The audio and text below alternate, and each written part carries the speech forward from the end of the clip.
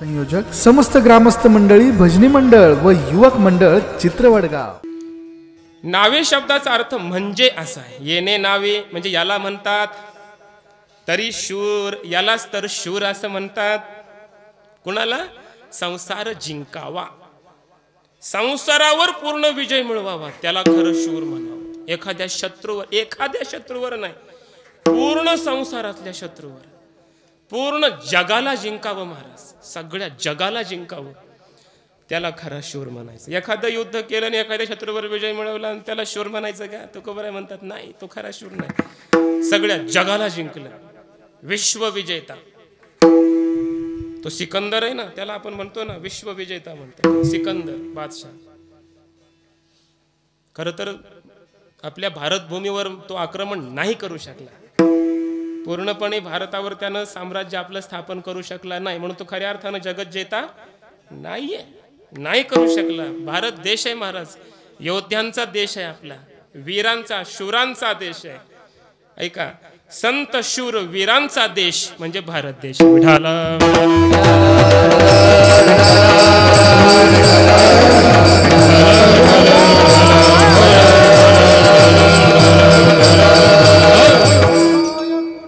जिंकावा संसार, संसार जिंकावा, त्याला शूर असं म्हणतात. ऐका, संसार म्हणजे काय? संसार शब्दाचं चिंतन करत असताना विविध पद्धतीने याचंही चिंतन केलंय. भगवत पूज्यपाद शंकराचार्य म्हणतात संसार म्हणजे काय?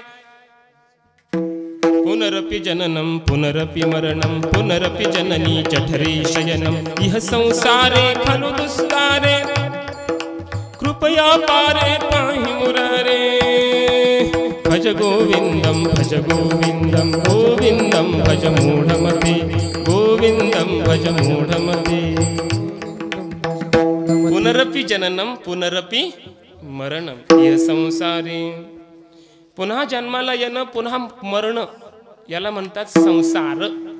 असा संसार शब्दाचा अर्थ शंकराचार्यांनी केला. आमच्या माऊलींनी एक पाऊल पुढे उचललं. माऊली म्हणतात याला नाही संसार म्हणत, जन्माला येणं आणि मरणं एवढा संसार नाही. अरे जन्माला तर आमचे संत येतात ना, तो का म्हणे गर्भवाशी सुखे घालावे आम्हास. आम्हा जन्म घेणे युगायुगी, संतही जन्माला येतात, मग त्यांनाही काय संसारी म्हणायचं का?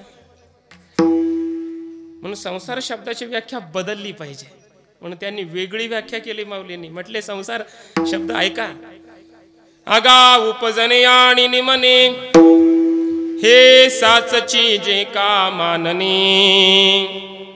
तो जीव लोकू मी म्हणे संसारूह. माऊली म्हणतात कोणाला पटेल न पटेल आपल्या आपल्या पद्धतीनं बुद्धीनं तुमच्या व्याख्या करा, पण तो जीवलोक मी म्हणे, त्याला जीवलोक किंवा त्याला संसार मी म्हणतो. कशाला? उपजने निमने हे साचची जे का मानणे, जन्माला येणं आणि मरणं याला सत्य समजणं हा संसार आहे. ऐका, जन्माला येणं आणि मरणं दिसणारा हा संपूर्ण वेष्टी समष्टी संसार हा सत्य आहे, हे जगत सत्य आहे असं समजणं हा संसार आहे. आणि हा खोटा असा संसार हे ज्याला कळालं त्यानं संसार जिंकला. जन्म मृत्यू स्वप्नासारिखे आप त्यानं दिसे पारिखे. जन्म आणि मृत्यू महात्मा म्हणतो स्वप्नासारखं आहे. आपण स्वप्नामध्ये कधी कधी मरतो की नाही? जवळजवळ प्रत्येकाला एकदा स्वप्न पडतंच हे असं की आपणच मेलेलो असतो आणि मग आपलं ते ताटी उचललेली असते, त्या सरणावर चितेवर टाकलेली असते, कोणीतरी आपल्या घरची माणसं ते मुलगा वगैरे प्रदक्षिणा ते फिरत असतो, तो घट फोडतो, काय आग काय लावली त्याचे ते चटके बसायला लागतात आणि मग खरपडून जागा होतो. ते सगळं पाहतो आपण स्वप्नामध्ये. आपणच मेलो, आता जागा झाला. ऐका, स्वप्नात मेला, जागा झाला, आता मेलाय का जिवंत आहे? जिवंतच आहे. स्वप्नातलं मरण खरं आहे का? नाही. एकाला म्हटले स्वप्नामध्ये राज्य प्राप्त झालं, जगाचा राजा बनला आणि आनंदानं उड्या मारायला लागला, कुठं बाजावर आणि जागा झाला. दे एक थोपडे दिला शेजारच्यानं, उठ म्हणला, काय उड्या मारायला लागला, जागा झाला. आता राजा आहे का?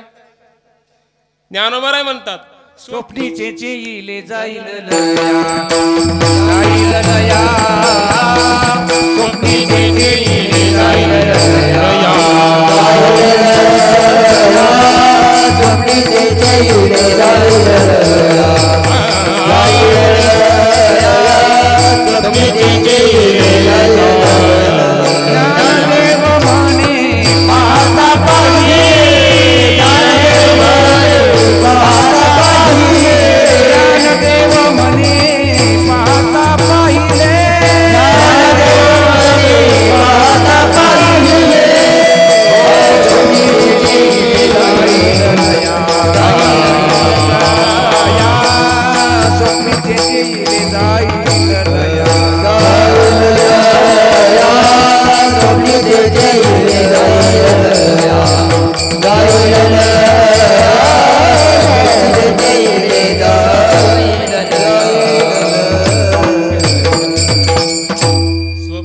चैले जाईल लया स्वप्नातून जागा झाला की सगळं गेलं स्वप्नीचे राज्य का मरण नोहे हर्ष शोकासी कारण उपवढली या जाण जिया परी स्वप्नातलं राज्य स्वप्नातलं मरण जागृतीत आल्यावर काहीच खरं नाही तसं हा संपूर्ण संसार तैसा हा संसार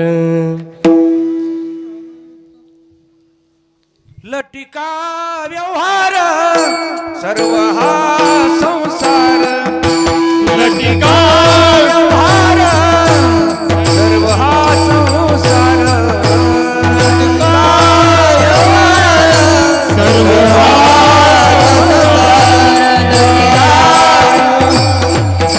सर्व हा संसार या मेर थार हरी हरि बिना मेर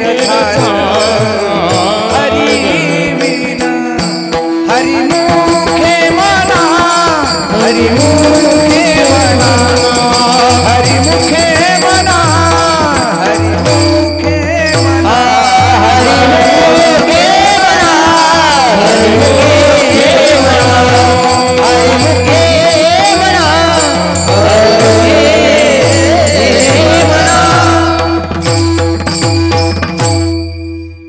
लटिका व्यवहार सर्व हा संसार सर्व हा संसार लटिका असं समजणं म्हणजे जिंकणं लक्षात घ्या जन्माला येणं मरणं एवढा संसार नाही पत्नी मुलं बाळ घर दार गाडी बंगला एवढा संसार मर्यादित नाही दिसणारा सगळं जग संसार आहे हा देह संसार आहे जोपर्यंत आपण या देहामध्ये आहोत तोपर्यंत आपण संसारिक आहे मग तो संन्यासी असला तरी ब्रह्मचारी असला तरी गृहस्थी असला अभी तो खास स्वार यार आहे संसारिक असला तरी संसारिकच आहे गृहस्थी असला तरी ब्रह्मचारी जोपर्यंत देहात आहे तो कोबर आहे म्हणतात तव वरी अवघे संसारिक तुका म्हणे नाही निरसला देह तव वरी अवघे संसारिक जोपर्यंत देहाचा निराश झाला नाही तोपर्यंत संन्यासी असला तरी संसारिकच आहे जोपर्यंत मी आणि माझे पण गेलं नाही तोपर्यंत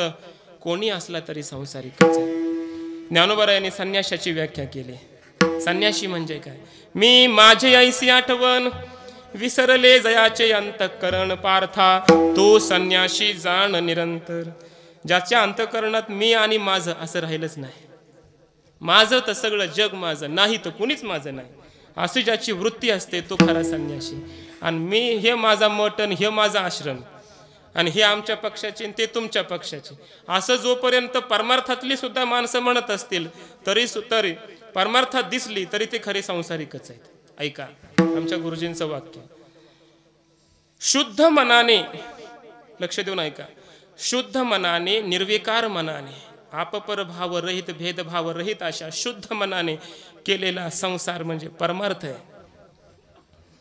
आणि मी माझेपणा काम क्रोध हे विकार अंतःकरणात निंदा द्वेष कपट मत्सर द्वेष हे सगळं अंतःकरणात विकार हे चिखल मनामध्ये असेल तर दिसायला कीर्तनकार असो कितीही मोठा परमार्थिक असला तरी तो शुद्ध संसारिक आहे विठाला विठाला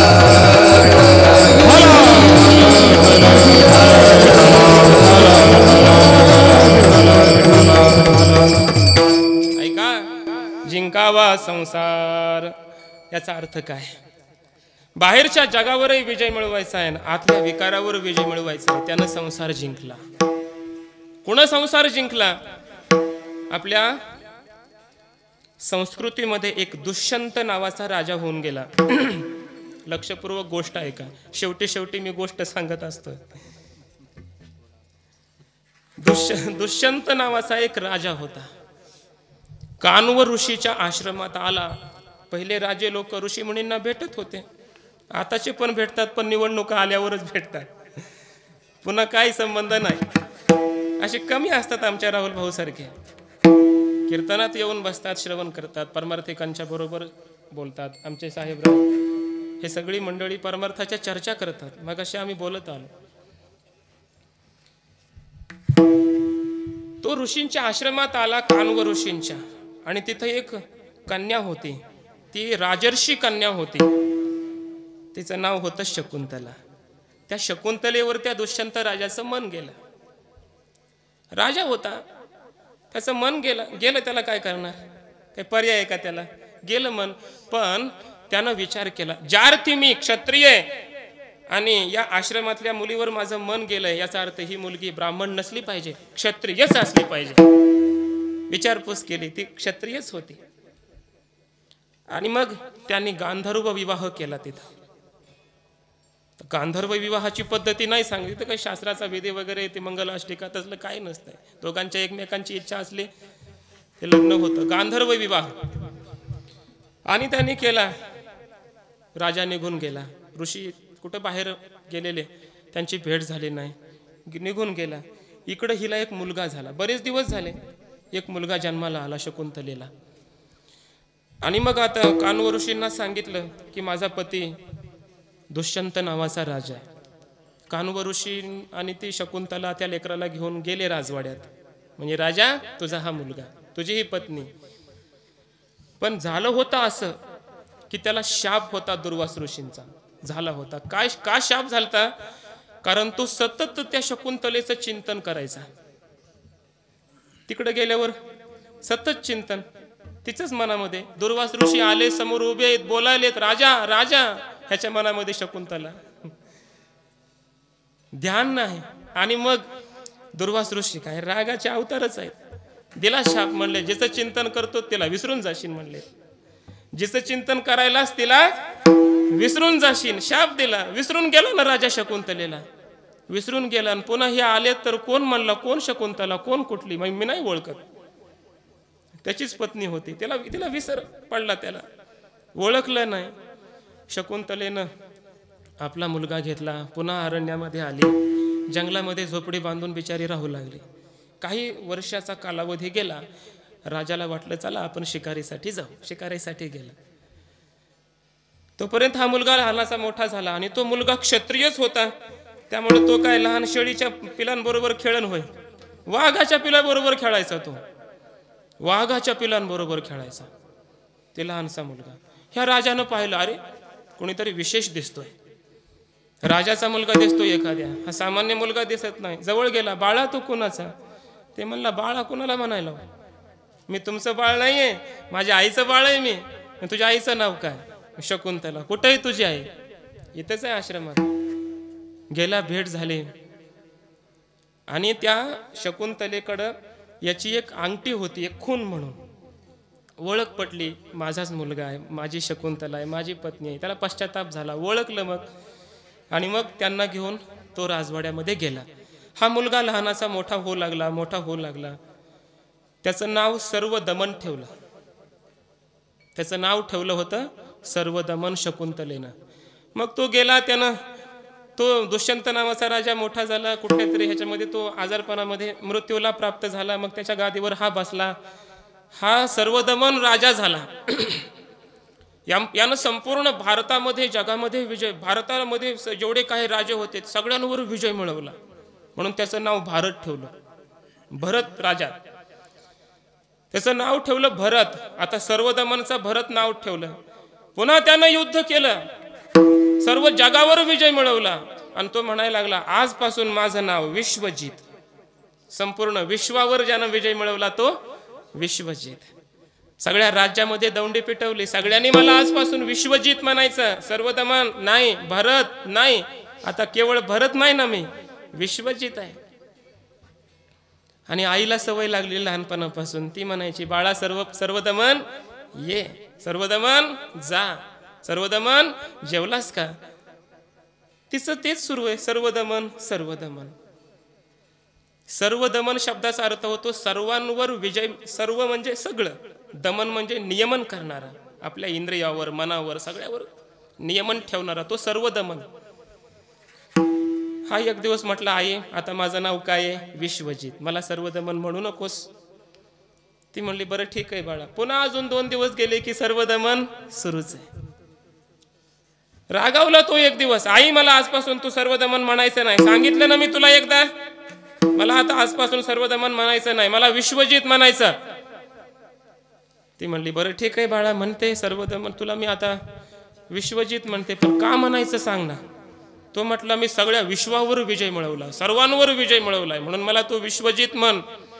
ती म्हणली, सगळ्यावर तू विजय मिळवलास का रे. हो, सर्वांवर विजय मिळवला. मला एक प्रश्नाचं उत्तर दे. मी जेव्हा तुला सर्वदमन म्हणते तेव्हा तुला क्रोध येतो की नाही.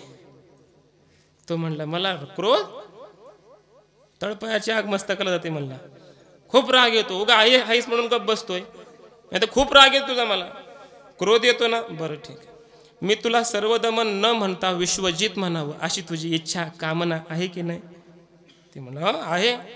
मग तुझ्या अंतःकरणातले काम, क्रोध हे शत्रू अजून तू जिंकले नाहीस. आणि ज्या दिवशी तू अंतःकरणातल्या काम, क्रोध या शत्रूंवर विजय मिळवशील त्या दिवशी मी तुला विश्वजित म्हणेन. विठाला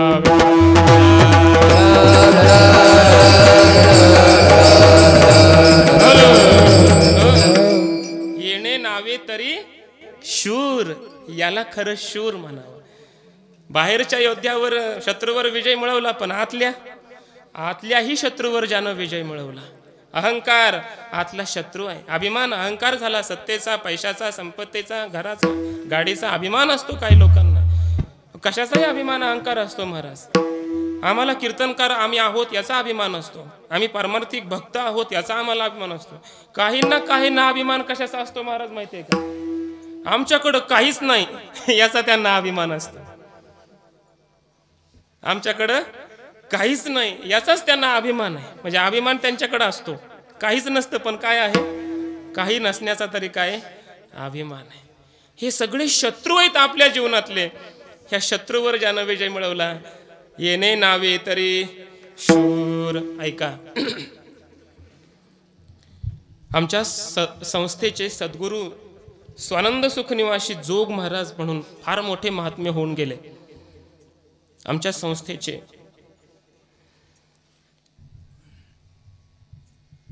पहिलवान होते आणि हिंद केसरी पहिलवानावर त्यांनी विजय मिळवला, पाडला हिंद केसरी पहिलवान. हिंद केसरी झाले. पंढरपुरामध्ये त्यांची यात्रा, मिरवणूक काढली आणि गंगागिरी महाराज त्या मिरवणुकीमध्ये रस्त्यावर होते. खाली उतरले जोग महाराज, दर्शन घेतलं गंगागिरी महाराजांचं. गंगागिरी महाराज म्हटले, काय रे, का तुझी मिरवणूक का काढतायत. म्हटले, मी हिंद केसरी पहिलवानाला पाडलं म्हणून माझी मिरवणूक आहे. अरे म्हणले, असले पहिलवान तर कोणी पाडेन, अजून एक पहिलवान राहिलाय, त्याला ज्या दिवशी पाडशील तेव्हा म्हणले तेव्हा तुला मी खरा पहिलवान मानेन. कोण आहे म्हणले, सांगा. अशी हाबकट ठुकली. सांगा म्हणले, कोण आहे दुसरा पहिलवान, मी पाडूनच येतो आता जाऊन. गंगागिरी महाराज म्हटले, तो काळ नावाचा पहिलवान आहे. त्या काळ नावाच्या पहिलवानाला तर तू विजय मिळवलास तर तू खरा शूर. आणि मग जोग महाराजांनी ठरवलं, आजपासून संसार करायचा नाही. ब्रह्मचारी राहिले, आजीवन ब्रह्मचारी. आळंदीला आले, ज्ञानेश्वरी उघडली, अनुष्ठान मांडलं माऊलींच्या समोर. 8च दिवस अनुष्ठान महाराज, अन्न पाण्या वाचून, आणि ठरवलं, माऊली तुमचा साक्षात्कार मला झाला पाहिजे, तुमचं दर्शन मला झालं पाहिजे. आणि ज्ञानोबरायांनी त्यांना दर्शन दिलं, साक्षात्कार केला. आणि सद्गुरू जोग महाराज ज्ञानेश्वरी सांगायला लागले, गाथा सांगू लागले, अमृतानुभव सांगू लागले. साक्षात्कार झाला माऊलींचा जोग महाराजांना. आणि माऊलींचं चिंतन, भजन, कीर्तन सुरू झालं. परमार्थ आयुष्यभर सुरू केला, दुसरं काहीच नाही, सतत भगवंताचं चिंतन. मग जगासाठी संस्था वगैरे जवळच्या मंडळींनी उभारली. शेवटचा काळ आला. अंतिम पुण्याच्या दवाखान्यामध्ये होते. जवळ मामासाहेब दांडेकर त्यांचे जवळचे पट्ट शिष्य. मामांना सांगितलं, म्हणले सोनू, त्यांना सोन्या म्हणायचे, सोनू म्हणायचे, सोनोपंत नाव होतं. म्हटले सोनू मला आळंदीला घेऊन चल. म्हणले महाराज तुमची तब्येत बरी नाही, तुम्हाला इथून उचलणं ठीक नाही, इथं तुम्हाला ॲडमिट केलं पाहिजे. नाही म्हणले मला आळंदी, इथं मारायचं नाही म्हटले, मला मग काळावर विजय मिळवायचा आहे, दवाखान्यात मारणार नाही, मला आळंदीला घेऊन चल. काढलं आळंदी, बाहेर काढलं दवाखान्याच्या. पहिले रथ होते, टांगे होते, त्या टांग्यामध्ये बसवलं, निघाले, दिघीपर्यंत आले. आणि ज्यावेळेस येऊ लागले तेव्हा मधून मधून विचारायचे जोग महाराज, सोन्या आता कुठपर्यंत आलोय आपण, कुठपर्यंत आलोय मामा, आता आपलं महाराज आता आपण दिघीपर्यंत आलोय, भोसरीच्या पुढे निघालोय, इथपर्यंत आलोय, तिथपर्यंत आलोय. रथ त्या टांग्याचं ते जे चाक होतं ते खडखडखड वाजायला लागलं. पुलावर आल्यावर, दगडी पुलावर आळंदीत. म्हणले अरे कुठं आलोय आपण, म्हणजे इंद्रायणीवर आलोय, पुलावर आहे. तेव्हा जोग महाराज म्हणले पठ्ठ्या जिंकला, जिंकला म्हणले, आता पठ्ठ्या जिंकला. आणि मग तसाच टांगा घासवाले धर्मशाळेत नेला आळंदीत. तिथं जोग महाराज राहायचे, तिथं पहिल्यांदा संस्था खोलली होती. तिथं जोग महाराज बसले, उत्तरेकडे तोंड करून बसले, उत्तराभिमुख बैसोनी योग्याप्रमाणे. म्हणले माऊलींचं तीर्थ आणा, तुळशी आणा. माऊलींचं समाधीवरचं तीर्थ आणलं, तुळशी आणल्या, ते प्राशन केलं, एकदम सावध पद्मासन लावलं, असे हात जोडले आणि देवाला माऊलींना दर्शन, शेवटचा नमस्कार केला आणि सगळ्यांना सांगितलं येतो आता आम्ही. येणे नावे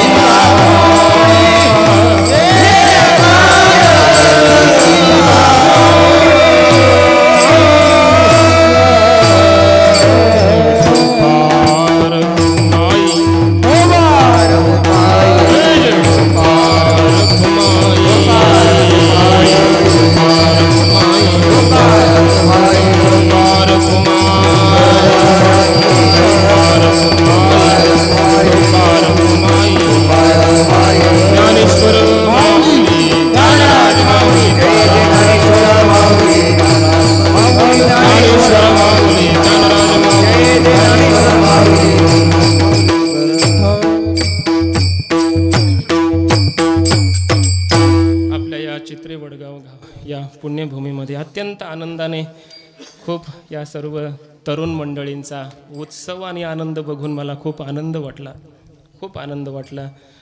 म्हातारी माणसं परमार्थाकडे असतात महाराज खेड्यापाड्यात, पण ही सगळी अशी तरुण मुलं परमार्थामध्ये अशी बघून आहे ना, माझ्यासारख्या तरुणाला खूप आनंद वाटतो. ह्या सर्व तरुण मंडळींना शेवटचं निवेदन करतो, कोणी व्यसन करू नका, कोणी दारू पिऊ नका, आईवडिलांची सेवा करा, होईल तेवढं आपल्या संस्कृतीचं जतन करा, पालन करा, एवढी सर्वांना विनंती करतो. या ठिकाणी थांबतो.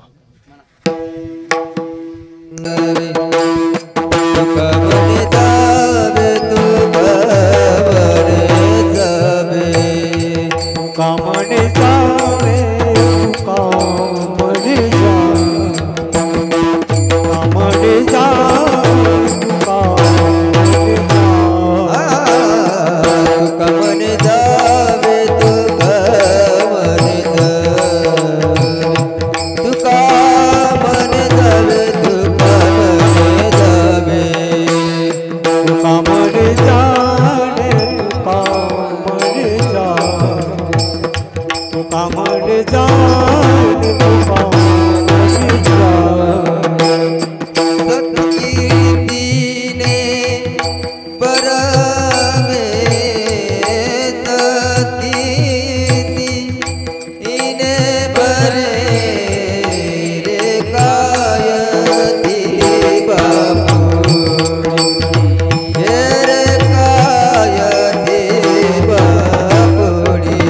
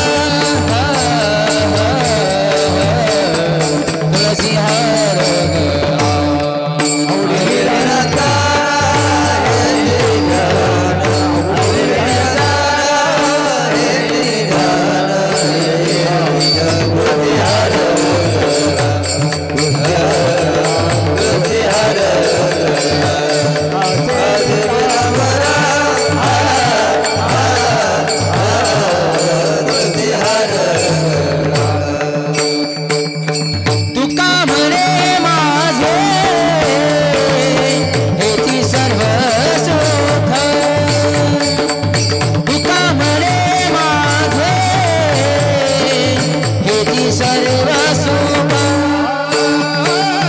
तुझ्यामध्ये माझे येते सर्व सुख तुझ्यामध्ये माझे येते सर्व सुख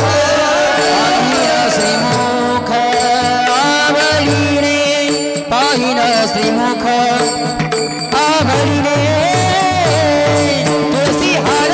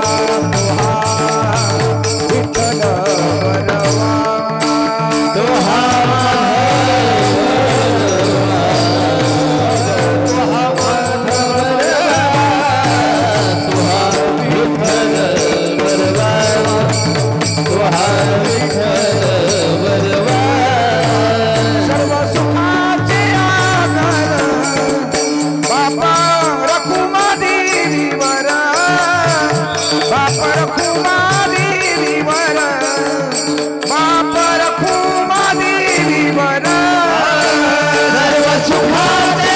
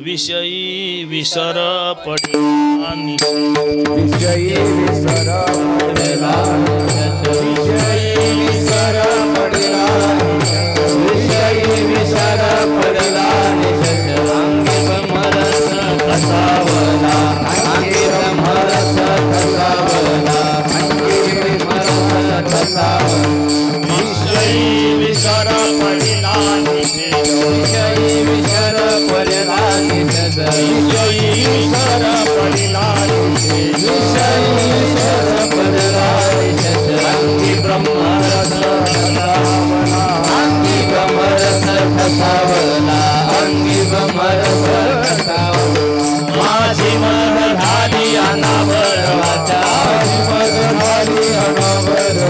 माझी मग झाली अनावर वाचा माझी मज झाली अनोबल छंदया माता येतला दया नामाचा नया नामाचा घेतलासी लाभाची आसोसे पुढे झाले मना आभाची आसोचे पुढे झाली लाभाची आसोसे पुढे झाले मना आभाची आसोचे पुढे झाली अनाथा कृपणा लोभैसा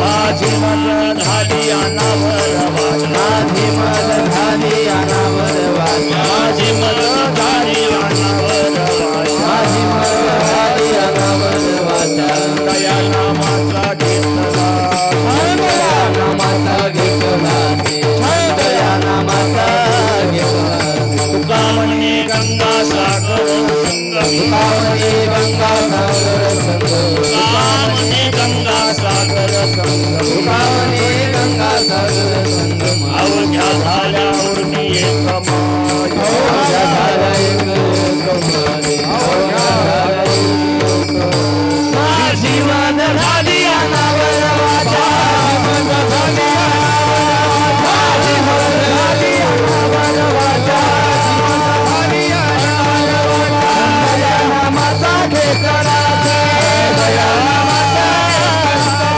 दया नामाचा घेतला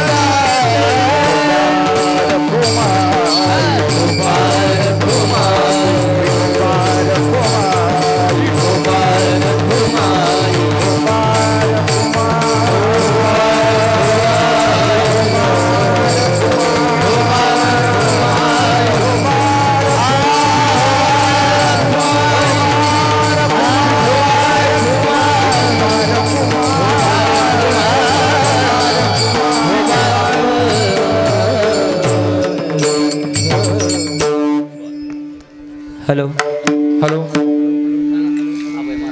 भजन सम्राट आबाईजी महाराज राठोड त्यांना साथ करतील सचिन संगीत विशारद सचिन महाराज सचिन महाराज वरखडे.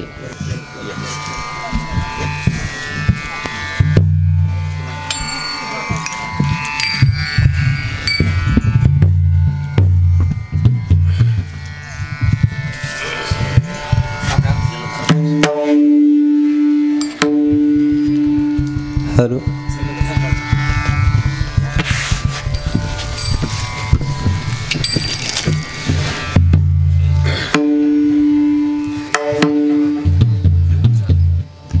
अरे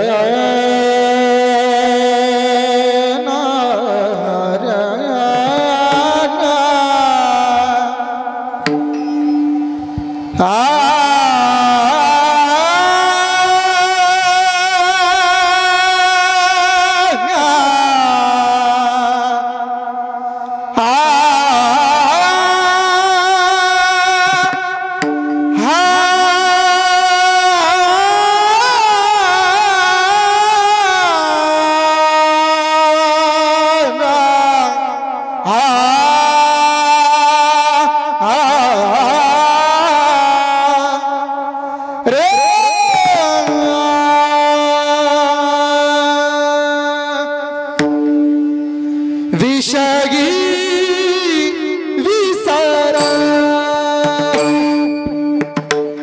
रे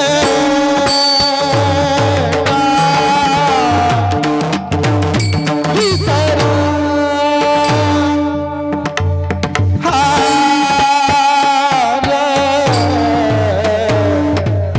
पडला विशेष